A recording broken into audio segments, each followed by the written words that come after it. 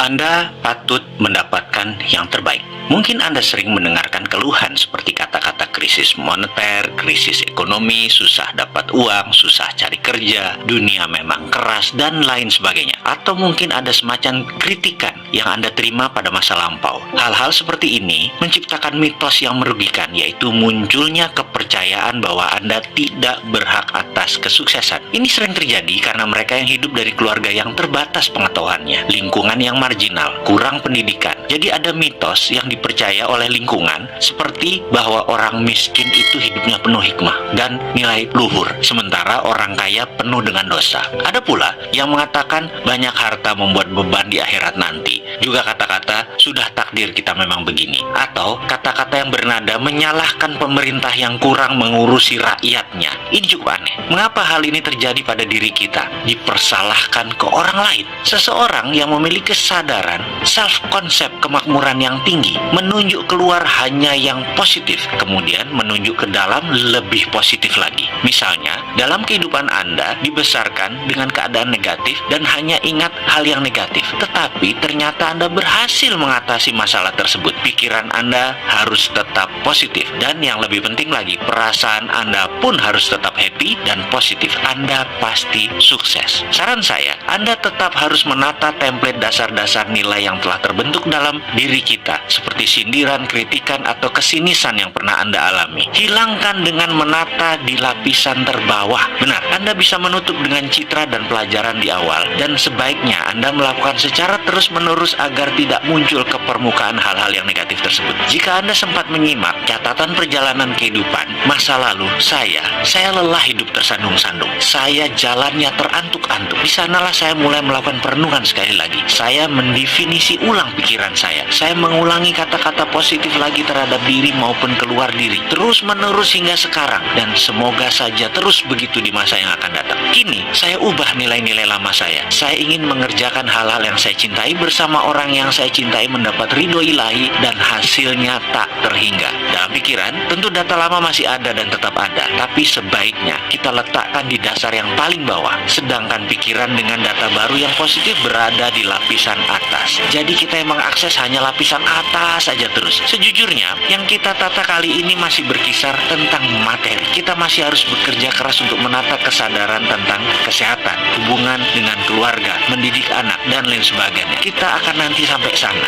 Ada sebuah pemahaman baru yang akan masuk ke dalam pikiran Anda di chapter selanjutnya. Di sana Anda akan tersentak karena ada sesuatu yang berbeda di dalam pemahaman selama ini dalam pengertian mencari materi. Anda tidak perlu menjadi pengusaha untuk kaya raya, tak perlu modal besar untuk sukses. Bahkan Anda boleh dengan santai dan tetap mengerjakan apapun yang Anda suka dan Anda cintai. Anda tetap berhak untuk kaya raya, meskipun tetap dengan profesi Anda, dengan profesi keseharian Anda. Tidak ada ubah satu apapun, tidak perlu berubah drastis. Kalau Anda ibu rumah tangga, tak perlu menjadi pegawai meninggalkan anak-anak balita di rumah. Yang Anda butuhkan hanya merumbuhkan jangkar, dalam tanda petik, segala sesuatu yang membuat Anda miskin harus dihilangkan, yang selama ini menghalangi Anda dari tujuan Anda mendapatkan kemakmuran. Dan video ini tidak menjanjikan Anda untuk memperoleh rose garden, bahwa semuanya mudah, semuanya enteng, semuanya mudah membalik tangan. Tidak sama sekali. Yang harus disadari adalah semuanya dimulai dengan keyakinan, yaitu keyakinan baru. Jadi sekali lagi saya ulang,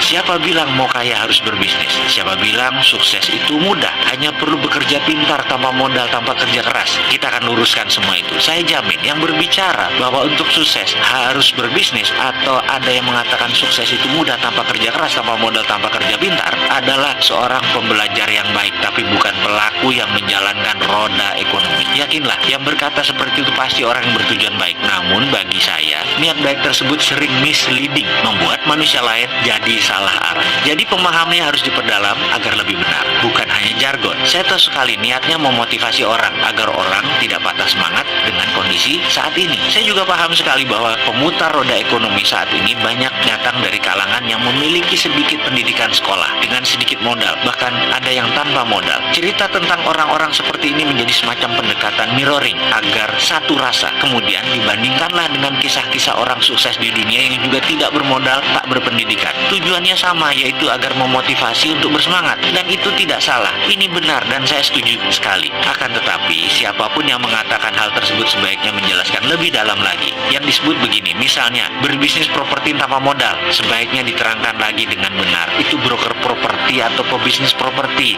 Nggak mungkin lah bisnis properti tanpa modal. Ini harus diluruskan. Kalau broker, memang modalnya duitnya sedikit, karena memang tanah orang, aset orang, kita hanya menjual diri dan memasarkan. Fee yang didapat merupakan imbalan dari jasa kita. Lain halnya dengan pebisnis properti. Pebisnis properti belum mulai berjualan dan berbisnis, sudah sibuk dengan biaya-biaya dan sudah keluar modal. Mulai dari HO, undang-undang gangguan, AMDAL, IMB, dan lain sebagainya. Dan itu sudah keluar uang. Dari mana katanya pebisnis properti nggak pakai modal? Itu broker, sekali lagi. Lalu, berbisnis properti tanpa modal itu di mananya? Nggak ada kan? Udah deh, jadi kita harus jujur mengatakan bahwa bisnis pasti pakai modal. Tapi kaya bisa tanpa modal. Jadi, daripada ngusung woro-woro bisnis properti tanpa modal, menurut saya akan lebih baik jika menginformasikan, diperjelas. Misalnya, cara menjadi sales properti yang baik, cara melipat gandakan penjualan properti Anda, dan semacamnya. Menurut saya ini lebih jujur dan tidak memberi harapan palsu kepada orang-orang yang haus sukses. Ada juga yang mengusung jargon kerja pintar. Ini biasanya pemain bisnis MLM. Dan sekali lagi, ini bukan hal yang salah. Ini benar, kerja pintar. Karena kerja Anda hanya jualan produk. Anda tidak perlu memikirkan gudang, distribusi, administrasi, atau izin-izin. Anda tidak perlu susah-susah menciptakan merek dan lain sebagainya. Anda hanya perlu membangun sales team, berjualan dan memotivasi. Titik. Itu memang kerja pintar. Anda hanya mengerjakan 30% dari sisi bisnis. Namun, leader seperti itu tidak bisa mengatakan bahwa ber-MLM itu berbisnis. Ini hanya strategi salesmanship. Sales adalah bagian dari bisnis dan bukan berbisnis. Kalau Anda memiliki bisnis jaringan tersebut, barulah Anda menyebut diri Anda pebisnis. Ada juga yang mengatakan Bill Gates tidak menyelesaikan sekolahnya, atau Lim Swee Lyong tidak sekolah. Pengusaha lain juga tidak sekolah formal, tapi pada kaya-kaya. Ini menimbulkan pemahaman yang keliru juga bahwa pendidikan itu tidak diperlukan untuk berbisnis. Enggak.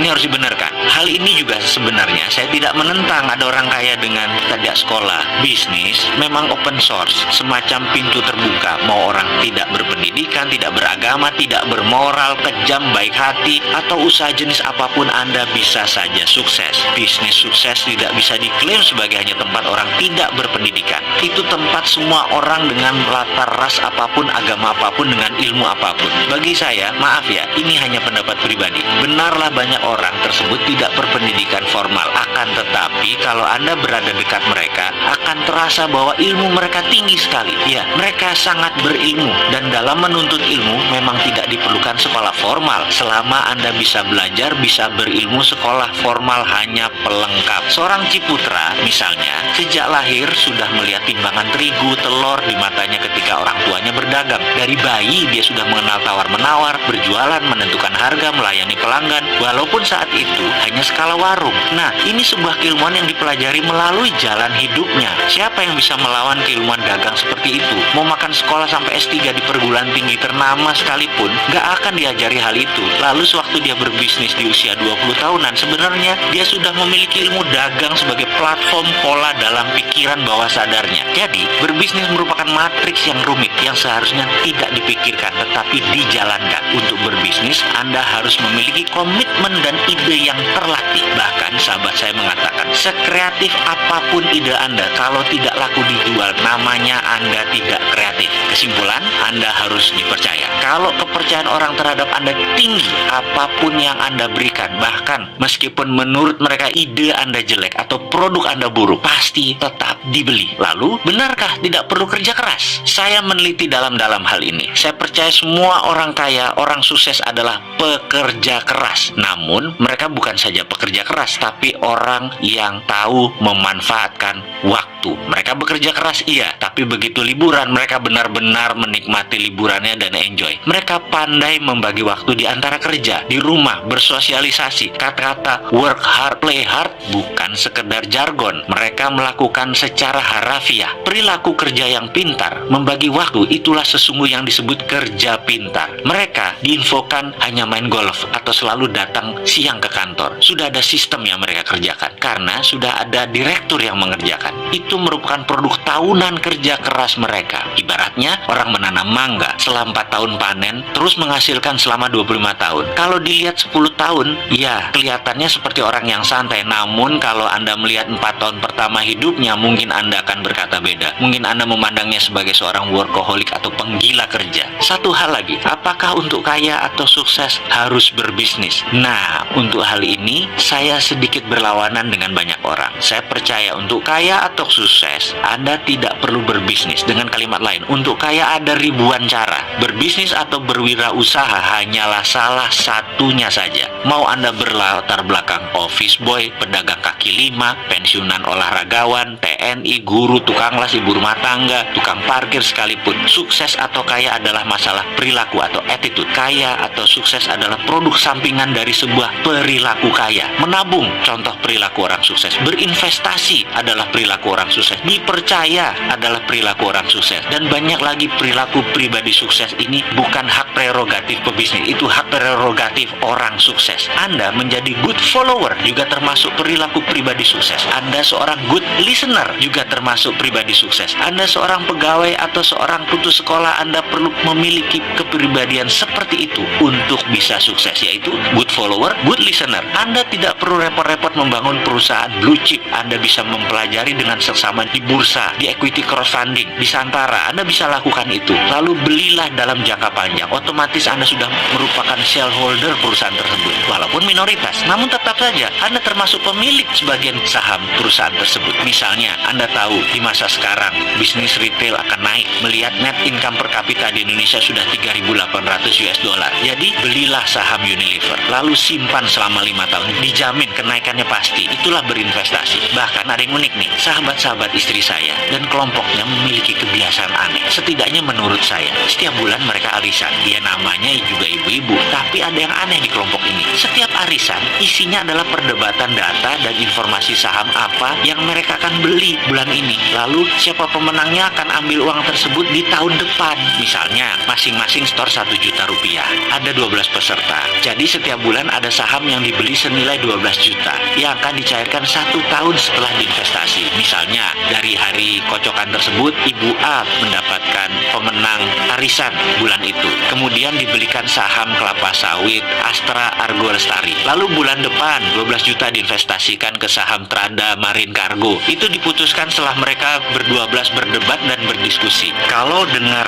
ceritanya, seru juga nih. Saya yang dulu-dulu merasa arisan itu hal yang berbau sosialite dan hanya perilaku sosial semata, jadi melihat arisan dari sisi menarik sekarang. Jadi ke depan sukses dan kaya, sekali lagi, bukan untuk mereka yang bekerja saja, alias siapa saja punya profesi apapun bisa sukses selama tahu dan berpikir sukses. Selamat melanjutkan video selanjutnya.